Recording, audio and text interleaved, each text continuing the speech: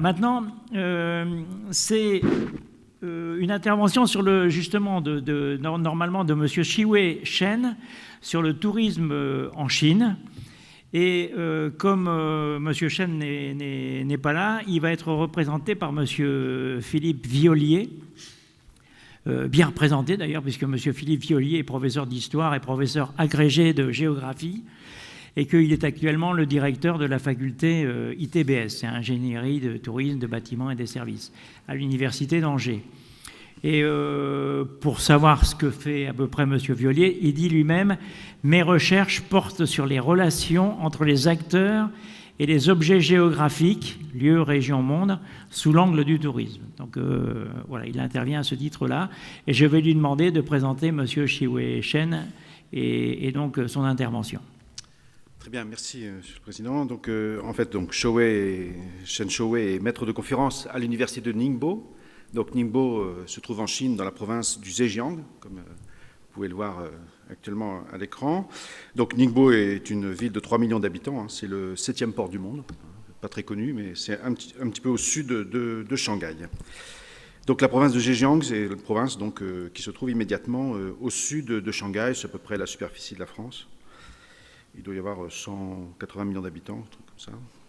Bien, donc alors, l'équitation arrive en Chine, donc Shiwei veut nous expliquer justement que l'équitation enfin, il y a un retour, un renouveau, pourrait-on dire, ou une renaissance de l'équitation en Chine. Hein. Donc alors, je me demande par avance d'excuser les petites imperfections, parce qu'évidemment, Shiwei a préparé ce texte, donc je vais essayer de le présenter. Donc le développement de l'équitation et du tourisme hippique en Chine.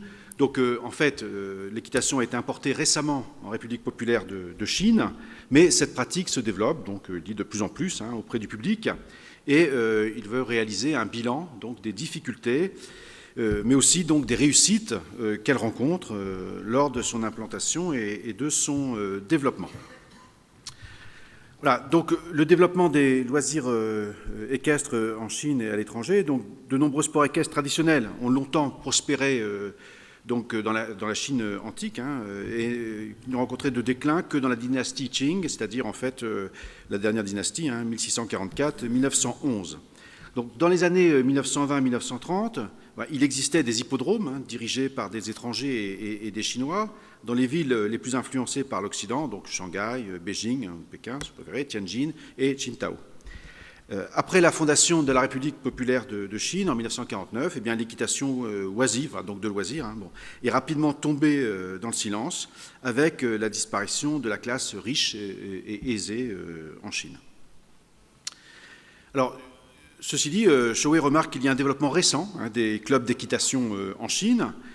Jusqu'en décembre 2010, donc plus de 360 clubs équestres étaient immatriculés avec près de 300 000 adhérents.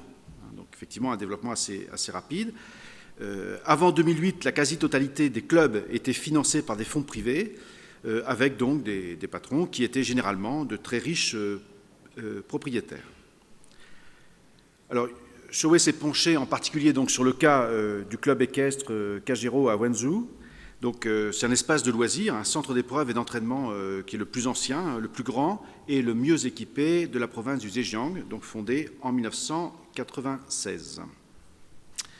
Donc, c'est un club qui réussit son développement grâce à d'importants investissements.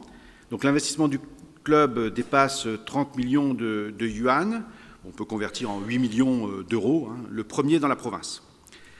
Donc, tous les visiteurs ne sont pas des professionnels et ils n'ont ni l'intérêt ni la capacité d'expérimenter le club et ses infrastructures. Alors, l'équitation est encore marginale hein, parmi les sports les plus pratiqués en Chine. Le public chinois connaît peu le sport équestre, toujours considéré comme un sport noble, et ce, malgré la médiatisation accrue apportée par les Jeux Olympiques de Pékin donc en 2008. Donc, le coût du personnel pour l'entretien des animaux, par exemple, n'est donc pas compensé par une fréquentation massive et ce type de club n'est pas rentable. Le gouvernement central hein, préfère miser sur d'autres sports plus visibles selon les ministères concernés, comme le golf.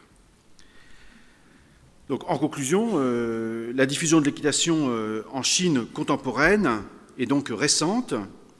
Limité à la sphère professionnelle, dans un premier temps, ce loisir sportif tend aujourd'hui à être élargi vers les populations amateurs et touristiques. La méconnaissance de ces pratiques par la société chinoise freine toutefois une large diffusion de l'équitation.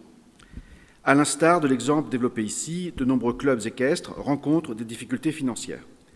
Il y a donc une tension entre la volonté de développement économique et la réception par la société chinoise.